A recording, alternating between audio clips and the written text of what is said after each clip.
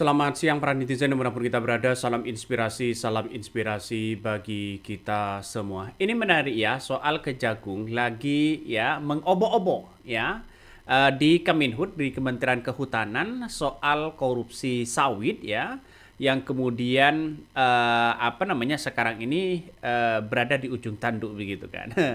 Nampaknya Kejagung ini menggeledah ya data-data dan dokumen-dokumen penting soal korupsi sawit begitu kan ya, karena dugaannya ini masih muncul spekulasi begitu. Tapi pada akhirnya siapa yang bertanggung jawab dari semua ini?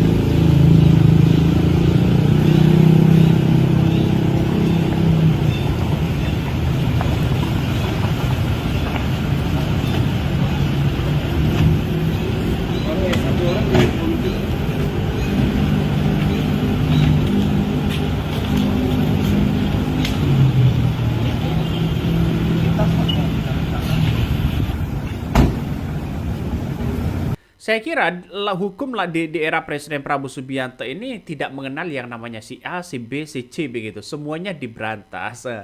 Saya kira dengan adanya penggeledahan seperti ini, siapa yang harus bertanggung jawab? Itu kan mesti dipertanyakan begitu kan. Nah, beberapa dokumen-dokumen penting itu disita ya oleh Kejaksaan Agung, bahkan sampai 1 kontainer. Kabarnya begitu kan ya, kabarnya mengatakan seperti itu. Nah, langkah inilah langkah profesionalisme dari Kejagung, di mana sebelumnya begitu kan, sebelumnya kasus-kasus seperti ini kalau ditangani oleh KPK nampaknya ya masih lama begitu kan ya, masih lama, dan kemudian melihat bahwa potensi dari orang yang akan menjadi tersangka di situ agak jauh begitu kan ya, kalau ini ditangani oleh KPK begitu. Nah, maka Kejaksaan Agung ini nampaknya mengambil langkah yang tepat rasanya ya, untuk menunjukkan bahwa dokumen-dokumen itu sangat penting sekali untuk mencocokkan apakah benar bahwa begitu kan ya ada dugaan korupsi atau tidak. Karena yang kalau kita lihat begitu kan ya, informasinya begitu, kabarnya ada kerugian negara sampai 2 triliun lebih. Wih, ngeri bos ya, ngeri bos. Pertanyaannya adalah daerah siapa bang? Yaitu sebelum Prabowo begitu kan. Jadi ngeri-ngeri sedap ya, ngeri-ngeri sedap. Dan sekarang ya, Kejaksaan Agung ini mengobok-obok begitu kan ya, Kementerian Kehutanan ya, kantor Kementerian Kehutanan ya, soal korupsi sawit gelap gulita dan nikel di ujung tanduk. Nah, ini kita lihat saja, ternyata masih banyak memainkan hal-hal seperti itu begitu kan ya. Ya, korupsi sawit itu kan biasanya tidak sedikit ya. Bahkan ini triliunan begitu kan ya, triliunan di situ begitu. Nah, nampaknya kasus yang kemudian dikubur oleh KPK ini nampaknya begitu kan, nampaknya bangkit kembali, ada ketidakpercayaan begitu kan ya, terhadap lembaga tersebut. Tapi Kejaksaan Agung ya sekarang ini menggeledah kantor Menhub ya, Raja Juli Antoni ya, soal korupsi tambang Konawe Utara tak lagi mati suri. Ini menunjukkan bahwa Kejaksaan Agung, Kejagung begitu kan ya, ingin benar-benar memberantas.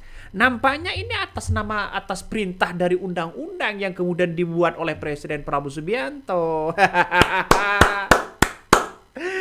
Ya, kita lihat saja begitu. Kalau ada seperti ini begitu kan ya, dugaan-dugaan seperti ini, seperti korupsi misalnya, lalu kemudian ada institusi yang kemudian mengatakan bahwa tidak bersalah begitu, mengeluarkan SP berapa begitu, lalu kemudian diambil alih oleh Kejaksaan Agung, ini menandakan bahwa bangkit lagi kepercayaan masyarakat terhadap pemerintah. Saya kira ini langkah yang bagus begitu kan. Nah, langkah Kejaksaan Agung Muda ini ya tindak pidana Jampitsus begitu, Kejaksaan Agung menggeledah kantor ya Kementerian Kehutanan yakni Raja Juli Antoni ya, menandai perbedaan tajam sikap ya soal penegakan hukum dalam memandang perkara dugaan korupsi tambang nikel di Konawe Utara ya, dengan kasus-kasus yang sebelumnya yang justru dihentikan oleh Komisi Pemberantasan Korupsi KPK. Ada apa kok diberhentikan begitu? Apakah tidak cukup bukti atau bagaimana? ini ngeri-ngeri sedap, Bos. Ini ngeri-ngeri sedap ya. Nah, penggeledahan ini ya lalu kemudian menyasar ke ruang-ruang terkait alih fungsi ya di kawasan hutan, dan bahkan ya penyidik Jampitsus ya ini bekerja hingga sore, mulai dari pagi sampai sore begitu menggeledah sejumlah ruang-ruang atau dokumen-dokumen penting ya di kantor Kementerian Kemenhub begitu kan ya, dengan pengawalan TNI, dengan pengawalan yang tekat yang ketat. Kabarnya begitu 1 kontainer barang bukti serta 2 bendel map merah ya yang langsung diamankan di kendaraan operasional dan dibawa keluar area kantor. Nah, operasi senyap ini menegaskan bahwa ada perbedaan ya antara Kejagung dengan KPK. KPK memilih menutup perkara dengan surat perintah penghentian penyidik ya, yakni SP3, dan Kejagung ya justru membuka kembali simpul-simpul yang selama ini dianggap buntu. Nah, kasus ini pada aspek perizinan dan alih fungsi hutan yang berkaitan langsung dengan praktek pertambangan. Artinya secara tidak langsung kenapa KPK ini memberikan SP3 begitu kan ya? Memberhentikan di situ begitu, sedangkan Kejagung masih mengobok-obok mencari fakta dan realita. Benar nggak ada dugaan korupsi, benar nggak? Ini apa yang disampaikan Kejagung ini nampaknya lebih berhati-hati begitu kan, lebih profesionalisme begitu kan ya, untuk menunjukkan data-data. Dan bahkan saya lihat kenapa langkah KPK kok tidak menggeledah kantor kehutanan si Raja Juli itu begitu kan ya, seharusnya kan untuk mencari fakta dan realita. Nah, salah satu yang kemudian menjadi pertanggungjawaban sekarang ini sebenarnya Kemenhub ya, Raja Juli Antoni begitu kan ya, baik itu diminta keterangan, diperiksa karena kasus-kasus ini begitu kan ya, sebelum Merah Putih ya, sebelum Presiden Prabowo Subianto sudah ada indikasi dugaan korupsi. Nah, artinya apa? Artinya walaupun menteri-menteri sebelumnya begitu kan, maka Raja Juli ini pasti tahu di dalamnya seperti apa. Periksa dong. Orang Jokowi lagi. Ngeri nih, era Jokowi ini ngeri begitu kan ya. Menterinya banyak yang ditangkap, menterinya banyak yang korupsi, menterinya banyak dugaan begitu kan ya. Ini yang diketahui begitu. Bagaimana orang yang tidak diketahui begitu? Kita tunggu saja. Jangan-jangan ini nunggu gilirannya. Jangan-jangan ini menunggu gilirannya dia begitu. Ya, kita tunggu saja ya. Jadi secara tidak langsung ini harus diminta keterangan begitu kan. Nah, sebelumnya KPK ini menghentikan penyidik perkara yang ditaksir merugikan negara hingga 2,7 triliun dengan alasan unsur kerugian keuangan negara dalam pasal 2 dan pasal 3 Undang-Undang Tipikor ya tidak dipenuhi. Nah, juru bicara KPK Budi Prasetyo mengatakan bahwa keputusan SP3 didasarkan pada hasil audit ya Badan Pemeriksaan Keuangan yang menyebutkan kerugian negara tidak dapat dihitung. Nah, menurut KPK, ya kendala teknis muncul karena objek tambang belum dikelola sehingga tidak tercatat sebagai aset atau keuangan negara daerah. Nah, tambang yang dikelola itu oleh pihak swasta, ya dalam pandangan tersebut berada di luar ruang lingkup ya keuangan negara. Dan atas dasar itu KPK menyimpulkan bahwa anggaran dalam proses penerbitan izin usaha dan pertambangan atau IOP-nya ya tidak otomatis berujung pada kerugian uang negara tersebut. Namun, penggeledahan Kejagung ya di Kemenhub ini mengirimkan sinyal kuat bahwa negara tidak berhenti pada tafsir sempit soal kerugian dan masih membuka ya ruang pembuktian melalui jalur lain, termasuk dugaan penyalahgunaan kewenangan dan pelanggaran administratif ya kehutanan yang berpotensi menjerat aktor-aktor kunci. Ini saya kira ini lebih tepat itu begitu, lebih tepat Kejagung begitu kan ya. Kenapa kok lebih tepat Kejagung? Coba kita lihat saja. Apakah Nadiem Makarim ini benar-benar korupsi? Ada spesial pun yang masuk ke Nadiem Makarim atau kesalahan administrasi? Ini sama pasti nanti kalau memang audit negara tidak ada kerugian negara begitu kan. Kalau seumpama Kejagung menetapkan orang-orang yang diduga korupsi tersebut, lantas bagaimana dengan KPK? Maka kepercayaan publik terhadap KPK sudah zonk. Ya berbelit-belit. Ya, coba kita lihat saja begitu kan. Ya soal kasus dana haji. Ya, coba kita lihat saja. KPK sudah terbang ke Mekah. Ya menyelidiki, menyelusuri, semuanya begitu kan. Tapi pada akhirnya tidak ada yang jadi tersangka. Ini gimana logikanya? Apakah nanti harus mengeluarkan SP3 soal pemberhentian dana haji tidak diusut lagi?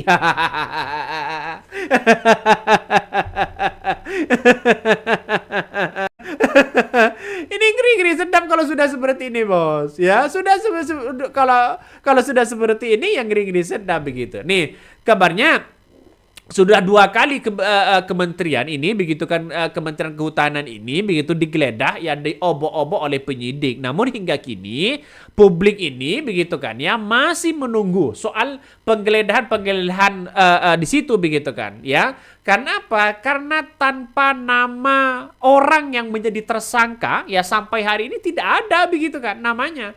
Kalau hanya menggeledah mencari fakta dan realita, oke lah, nggak ada masalah, silakan begitu kan. Tapi pertanyaannya, hukum itu harus ya berdampak kepada aturan hukum yang sudah diterapkan begitu kan. Ya artinya secara tidak langsung bahwa tidak hanya menggeledah saja, ini harus ada tersangka begitu. Ini bongkar semua Pak. Ya KPK itu ya bisa saja. Ini mana berani dia sekarang, mana berani KPK. Ya lebih percaya kepada Kejaksaan Agung itu. Makanya saya sering sejak awal mengatakan bahwa Kejaksaan Agung itu ya kepercayaan publik atau trustnya begitu kan ya itu sangat tinggi begitu dibandingkan dengan KPK.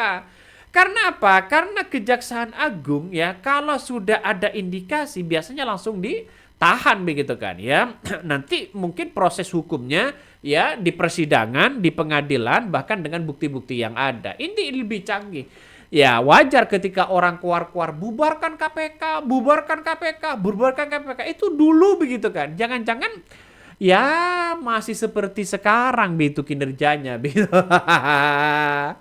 Ya saya memberikan rapor merah sebenarnya kepada KPK ini begitu. Kenapa Bang kok bisa mengatakan seperti itu? Coba kita lihat saja soal kasus dana hibah ya di Jawa Timur misalnya begitu. Orang sudah banyak jadi tersangka, aset-asetnya sudah digeledah, aset-asetnya sudah disita begitu kan, tapi orangnya belum ditahan. Ada sebagian begitu kan ya. Ini kan menandakan bahwa ada sesuatu hal yang kemudian ya kepercayaan publik ya kepada KPK ini sangat lemah sekali ya. Mending bubarkan aja, fokus saja kepada kepolisian. Maaf, kepada kejaksaan ya, kepada Kejagung aja begitu kan ya. Ya. Jadi satu sisi kenapa kalau miliaran begitu kan ya. Kalau kasus miliaran mudah ditangani begitu. Mungkin ya 10 miliar, 15 miliar itu gampang di KPK begitu. Tapi kenapa kalau triliunan itu jarang begitu? Kenapa KPK ini menangkap orang begitu kan ya, yang diduga korupsi sampai triliunan itu jarang ada di KPK? paling miliaran, 10 miliar, 15 miliar, ya mentok itu 50 miliar, 100 miliar. Jadi ayolah ya bekerja semaksimal mungkin. Anda itu digaji oleh rakyat begitu. Seharusnya ya kalau ada benar bahwa ada indikasi korupsi silakan ditangkap, Pak. Ya, silakan ditangkap. Jangan berbelit-belit di situ. Makanya saya kira ini langkah Kejaksaan Agung ini menggeledah atau mengobok-obok Kementerian Kehutanan, kantor Kementerian Kehutanan itu menandakan bahwa hukum itu harus benar-benar ditegakkan. Ya, apalagi tambang ilegal, nikel begitu kan, ya sawit. Ini merupakan proyek basah, Pak. Ya, ini basah sekali di situ begitu. Dia keuntungannya tidak main-main. Bukan hanya ratusan miliar, tapi triliunan, Pak. Ya, triliunan di situ. Bayangkan, ya bayangkan. Ini kan menandakan bahwa hukum di era Presiden Prabowo Subianto itu benar-benar mau ditegakkan begitu. Ini langkah yang kemudian top, Pak. Ya, lanjutkan di situ begitu. Oke, mungkin itu yang kami sampaikan ya. Tonton terus di channel Hodari Podcast Rakyat ini. Jangan lupa di subscribe.